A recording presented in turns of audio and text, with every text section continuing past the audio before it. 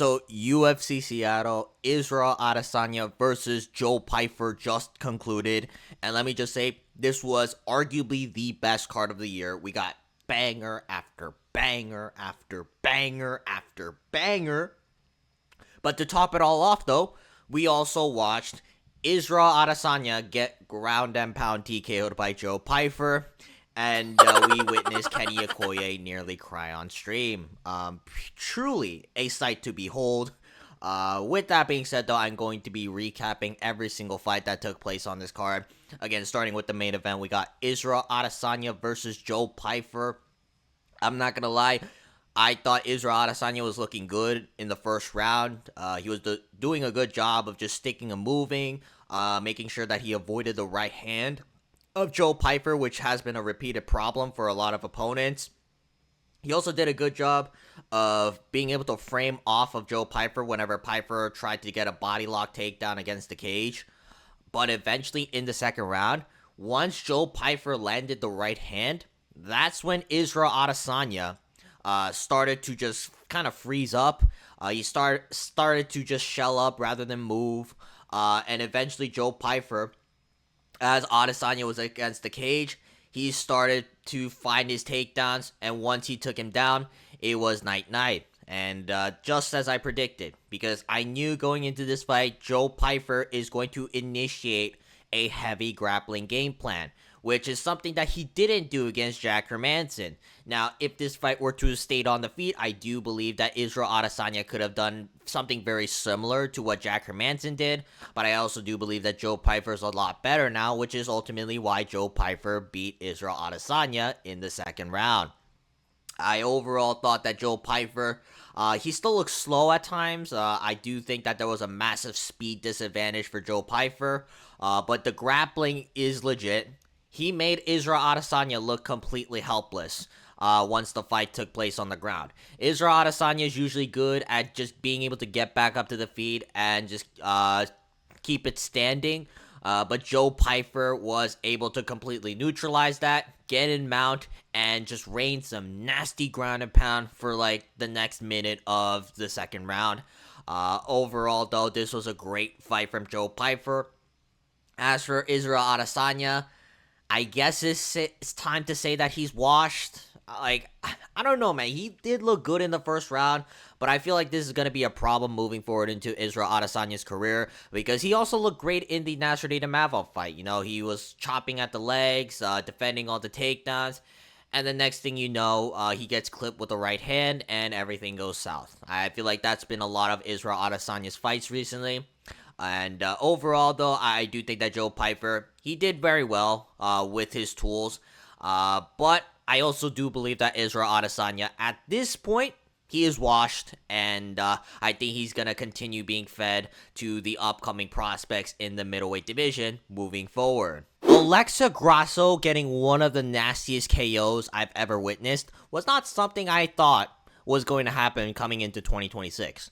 And listen, I picked Maycee Barber to win, but even if Grasso won, I thought it was going to be a very boring MMA fight. You know, like typical women's MMA, you know, like Grasso's just like landing the better shots. Maycee Barber's just shadowboxing out of range. Eventually Maycee Barber gets a takedown or two, and then Alexa Grasso like somehow gets back up. I thought it was going to be a very plain NPC type matchup, but no, Grasso put hands on Maycee Barber. I'm surprised Maycee Barber didn't shoot a takedown sooner, but I guess there was no time for that because she got flatlined in the first round. And I'm talking like nasty flatline. She was out for like a good solid like 5 to 10 minutes even after the referee stopped the fight. So yeah, I'm not really gonna make fun of Maycee Barber or Alexa Grasso. Again, that was a nasty KO from Grasso. I think now that she got it, she's back in title contention because, again, the UFC love their Mexican prospects. Honestly, after witnessing that, I don't mind an Alexa Grasso potential title elimination bout. So yeah, either way though, congratulations to Alexa Grasso on the bounce back win. I should never doubt my wifey ever again. I'm sorry that I did. I apologize for that, and you can punish me however you want if you find this video. But either way, though, Alexa Grasso gets the job done with her hands, which I didn't think was going to happen considering she hasn't got a TKO across 10 years worth of fights in the UFC. But Alexa Grasso got a flatline KO for the first time in her career in the UFC. So overall, great job from Alexa Grasso, and this was certainly not what I expected coming into this fight with Maycee Barber. Yeah, I think it's safe to say that nobody gives a shit about Michael Chiesa versus Niko Price. Michael Chiesa just gets it done, round 1 submission. We all knew this was coming. It's fucking Niko Price in the year 2026. They gave Michael Chiesa a retirement package after that. Again, the only reason he gets this is because he didn't sue the UFC when Conor McGregor threw the dolly at the bus. Like, genuinely, had Michael Chiesa sued the UFC for that, which is completely justified, I think the UFC would have fed him to, like, fucking Jacoby Smith by now. Like, I don't understand how Michael Chiesa is being heralded as this pioneer in the welterweight division. Again, this guy hasn't even won a belt ever. So, like, why are we heralding him as if he's this legend of the sport? But yeah, I guess congratulations to Michael Chiesa for retiring. Niko Price should also retire as well because, yeah, you're just victim-like in there. I might even move him up to the top 5 of my victims tier list after that because that was disappointing. But either way, though, Michael Chiesa gets it done. I guess congrats on a career. But he got the job done. The UFC celebrate him and parade him as if he's this legend. And moving forward, Michael Chiesa, we'll probably see him at the analyst desk yapping some bullshit with Anthony Smith. And overall, I don't really care much else about this fight because Michael Chiesa did what he was supposed to do. Dude, Lerryan Douglas is nasty. This guy, like, in both hands, is just able to drop his opponents at will. And Julian Erosa just looked like a complete helpless victim out there. Which, don't get me wrong, I thought that Lerryan Douglas was going to KO Julian Erosa, but I was kind of worried because Julian Erosa is known for making these types of fights very tricky. But Lerryan Douglas passes with flying colors. I think this guy is going to be a star. I really do believe that he has potential to make it into the rankings at least. Like, hell, Melquizael Costa went to a competitive decision with this guy not that long ago. And I think Lerryan Douglas putting away Julian Erosa with that little effort, I think that a star is born in this division. So yeah, hopefully the UFC book this guy a fight as soon as possible. Get him a couple of wins, and then hopefully we can jump him up into the rankings as soon as possible. But either way, though, Lerryan Douglas is going to be a future star. Mark my words.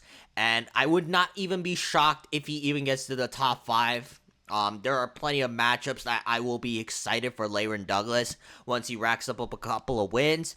But either way, though, I am going to be invested in Lerryan Douglas's career moving forward because that was honestly a nasty TKO, and his power is legit. And I don't think his power can be matched by most featherweights on the UFC roster. Moving on to Mansur Abdul Malik versus Youseri Belgaroui.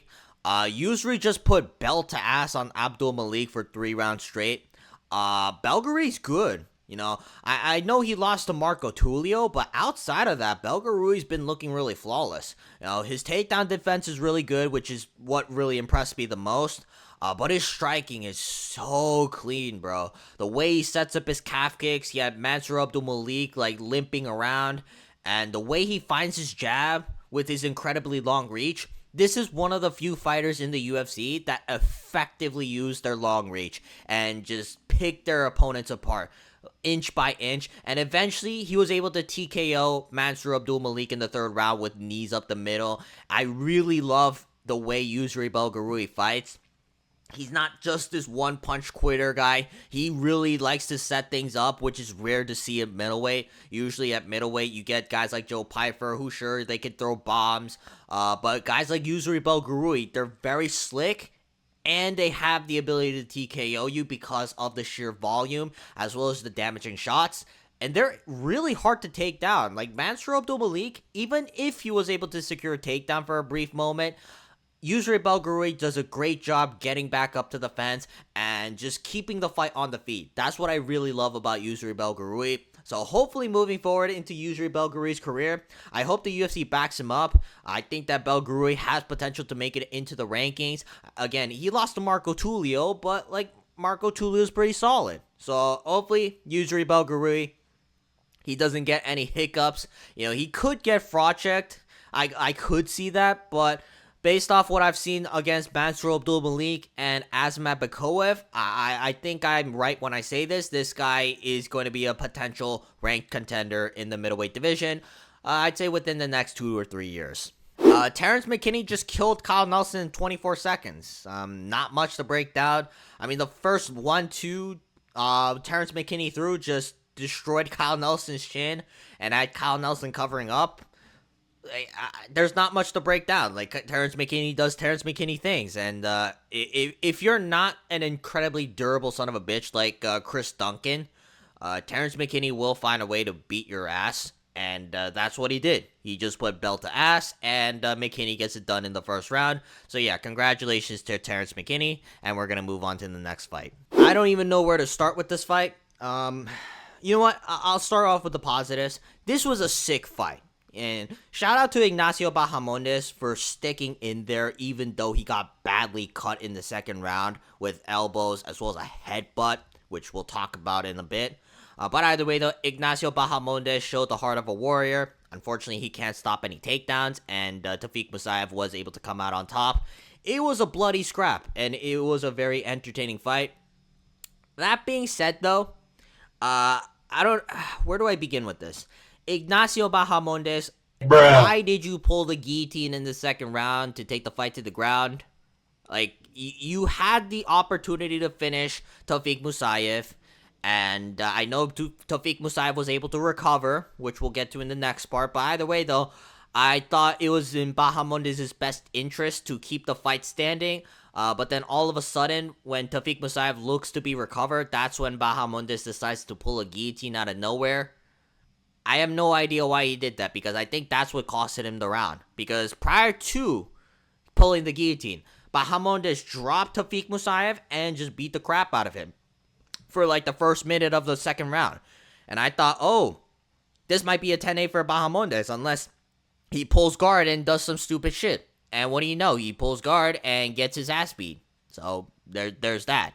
But more importantly, though, I want to talk about the referee of this fight. Bro, I don't know who this guy is, but that guy needs to be fired because he watched Tofiq Musayev cheat in front of his eyes twice. You know, one by grabbing the fence with both hands, and two by headbutting Ignacio Bahamondes when they were they were on the ground. This referee watched Tofiq Musayev do both of those things and did nothing about it. Not even a point, not even a DQ, not even a warning. Like, he did nothing about Tofiq Musayev blatantly cheating right in front of his eyes. What the fuck are we doing here? Like, I don't know who this referee is. I haven't seen him enough to know his name by heart. I hope he becomes jobless by tomorrow. All right, because that was some of the most disgraceful refereeing I've ever watched. Like, this guy just let Bahamondes get his ass beat because he didn't call blatant fouls that happened right in front of his face. Right? And I truly believe that had Tofiq Musayev not been able to grab the cage, that should have been a TKO right there. All right? Like, I think Bahamondes, like, yeah, he shouldn't have pulled the guillotine in order to try and look for a submission. But at the same time, though, had Tofiq Musayev not just hold himself against the cage, Bahamondes takes him down and lands some nasty ground and pound against him. All right, that's what Ignacio Bahamondes can do. So yeah, I hope that Tofiq Musayev gets cut from the roster. That was some of the most blatant, dirty cheating I've ever seen. Fuck Tofiq Musayev. I know he had a banger fight with Ignacio Bahamondes and he technically came out on top. But still though, fuck Tofiq Musayev. The only reason he's here is because he's from Azerbaijan. And I hope to see him get cut from the UFC roster come this Tuesday. Moving on to Chase Hooper versus Lance Gibson Jr. Pack it up, Chase Hooper. I think it's over, man. Like, Lance Gibson Jr., I know he was known as a power puncher in the regional scene. If you're getting TKO'd by Lance Gibson Jr. in the first round, I'm sorry, man. Like, there's not much hope for you. There really isn't. And it's kind of become abundantly clear. Chase Hooper, he's so chinny. He is unbelievably chinny. He gets bullied as well. Like, not just in the striking, but also in the clinch, which is where Chase Hooper honestly had his best chance, because that's where Chase Hooper can look for some crafty takedowns. But Lance Gibson Jr. just held his face with his elbows, and boom, sliced him with the elbow, and then landed a nasty head kick as a follow-up. And Chase Hooper's on skates, and eventually Lance Gibson Jr. gets him in the Muay Thai clinch and throws knees up the middle. And next thing you know, Chase Hooper, he's completely unconscious. Like, actually, no, not completely, but he's just completely out of it, to say the least. Yeah, I don't know what Chase Hooper does from here. Like, I wouldn't be shocked if they cut him from the UFC at this point. Like, it's kind of sad, man. It really is. He was looked at as a bright prospect at one point, but I don't think he has anywhere to go now. Like, Lance Gibson Jr. is not even UFC caliber. That's the sad part about this. Like, I've been saying throughout this entire fight that Lance Gibson Jr. is not UFC caliber, but Chase Hooper got knocked out by him. So, like, what does that make of Chase Hooper? Even though he has a lot of great wins. Man, it just kind of sucks, man. But, like, either way, though, I think it's over for Chase Hooper. Lance Gibson Jr. gets it done. Fair play. Like, I thought that he was going to get twisted up like a pretzel. But either way, though, Chase Hooper, yeah, I don't see the confidence anymore on the feet. At one point, he did look pretty solid, but I think now it's kind of become abundantly clear. Like, against, like, UFC lightweights, like, he's just too chitty. He's just too skittish and chinny, and I don't know what he does moving forward into his UFC career. I don't know how to rate Tyrell Fortune after this performance. Because on the one hand, you know, he beat Marcin Tybura, who's a top 10 heavyweight. He came in on short notice. So fair play. He does have some skills. And, like, even the way he fought, it's like, oh, okay, he can wrestle, he can strike. Like, he's very well-rounded for a heavyweight MMA fighter. At the same time, though, I also believe that Marcin Tybura is completely washed. So I don't know how much I can really rate this win. Because I do believe that had this been in 2023, Marcin Tybura might have blob-checked Tyrell Fortune in the second round. But unfortunately for Marcin Tybura, he's a little bit too old at this point. He has no steam in his shots. And fair play, though. Tyrell Fortune was able to get the better of Tybura in the wrestling. I did expect more power from Tyrell Fortune's hands, because that's what he was known for in his career in the Bellator and all the regional promotions he was fighting under. But he still got the job done, so fair enough to him. He's going to be a top 10 heavyweight come this Tuesday. As for Marcin Tybura, I think you got to pack it up. I don't really have much interest in watching Marcin Tybura fight anymore.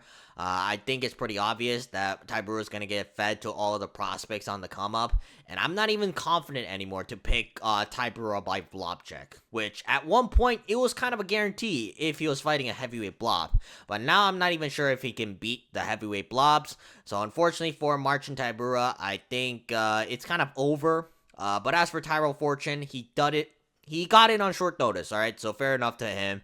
I don't know how good he is, but we know that he's a ranked caliber heavyweight, so fair enough. That we need more talent in the heavyweight division right now. Casey O'Neill, of all people, dropped Gabriella Fernandes and got a TKO in the first round. Casey O'Neill. I don't even know what I'm watching at this point, but yeah, congratulations to Casey O'Neill. Now, I will say, Gabriella Fernandes, she did look to be the stronger fighter, and she was trying to bully down Casey O'Neill, but Casey O'Neill was just so much sharper in the boxing. She clipped Gabriella Fernandes with multiple piece combinations. Like, this crazy that Wang Kong couldn't put away Fernandes. You know, Fernandes was just eating all the shots, but then Casey O'Neill timed beautiful punches down the middle, and boom, Gabriella Fernandez' chin is completely cooked. So yeah, Casey O'Neill, congratulations to her. She hasn't fought in a while, and I did doubt her coming into this fight because I thought that she was going to get strength mocked. But that wasn't even a factor. Like, in the first 3 minutes of the fight, Casey O'Neill was able to just put hands on Gabriella Fernandes and beat her ass. So yeah, hats off to Casey O'Neill for getting a KO, which I don't think that's the last thing anyone would have thought. Unless you're a degenerate gambler and just decided to say, fuck it, let's put a parlay on Casey O'Neill by KO. Navajo Sterling of all people got a KO. And fair enough, it's against Bruno Lopes, but still, I didn't think that Navajo Sterling was able to get a KO. I thought he was heavily overrated, just because he came from city kickboxing. And I also thought that Navajo Sterling, he does not have any sort of elite level finishing instincts, but he actually got one over Bruno Lopes, so congratulations to him. That being said, though, I think we need to investigate Keith Peterson. Now, I understand that Keith Peterson is trying to give Bruno Lopes a fighting chance, but the fact that Navajo Sterling was beating Bruno Lopes' ass for a minute straight as Lopes is just flailing his arms out completely defenseless, you would think Keith Peterson would step in to stop the fight. But no, that's not what Keith Peterson does. Unfortunately for Bruno Lopes, Keith Peterson showed up drunk that night. And in hindsight, Dominic Cruz was right. Keith Peterson is a complete retard. He should be fired. He should not have a job as a UFC ref or any sort of MMA ref in the first place. But overall, though, great job from Navajo Sterling. Unfortunate that Bruno Lopes was looked at as a sacrificial lamb for Keith Peterson's parlay. But after that fight, I don't want to see Keith Peterson ever referee a fight again. And I hope to see Keith Peterson, come this Tuesday, announce that he's been fired as MMA ref, because that was some of the most disgraceful officiating I've ever seen. Moving on to Ricky Simon versus Adrian Yanez. This was some of the goofiest scorecards I've ever read, because I clearly thought that Adrian Yanez won the fight, but the judges thought otherwise and decided to give a majority draw for this fight. Now, I thought that Adrian Yanez was doing the cleaner work in rounds 1 and 3. Fair play, he got taken down in round 2, got held down. Ricky Simon landed some ground and pound. But even in round 2, I could argue it was pretty close because Adrian Yanez was doing the cleaner work on the feet. But that was the story of the entire fight. Adrian Yanez was able to pick apart Ricky Simon for 3 rounds straight. He did not let Ricky Simon really shoot any takedowns because he was always just matching Ricky Simon's level and just throwing straight punches to his face.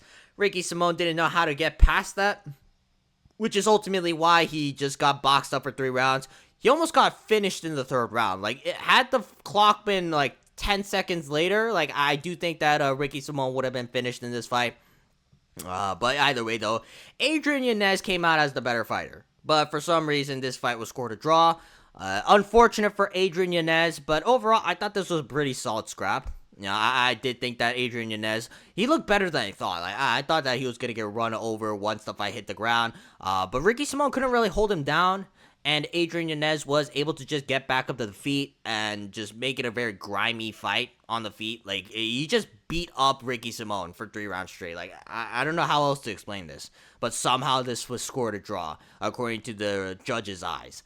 So yeah, unfortunate for Adrian Yanez. He couldn't get a finish bonus, but this was overall a great scrap. I do hope that Yanez gets some kind of bonus because he did almost finish Ricky Simon in the 3rd round. And he clearly should have won the fight. But either way, though, Ricky Simon and Adrian Yanez had a fun scrap that I thought that Adrian Yanez clearly should have won. Yeah, this fight was shit. Yeah, Alexia Tynara versus Bruno Brazil, it was just a grappling fest for 3 rounds straight. Nothing really happened. Tynara just holding down Bruno Brazil with control, not much damage, not even a submission attempt. Very shit fight overall. Overall, I'm gonna say this was a 9 out of 10 card. We had a couple of duds here and there, but once the fight started picking up, we got banger after banger after banger after banger. And to top it off, the main event actually pulled off because Joe Pyfer won in the 2nd round. So yeah, I really enjoyed every single fight on this card, even the ones that I predicted incorrectly. But yeah, overall though, leave your comments down below what you guys think about UFC Seattle. Were you surprised that Joe Pyfer was able to just ground about TKO Israel Adesanya in the 2nd round? Leave it all down in the comments. But outside of that though, if you guys want to see more videos like this, please make sure to like and subscribe. I will have my fights to make after UFC Seattle tomorrow for you guys. But other than that, though, I will see you guys next time. Peace.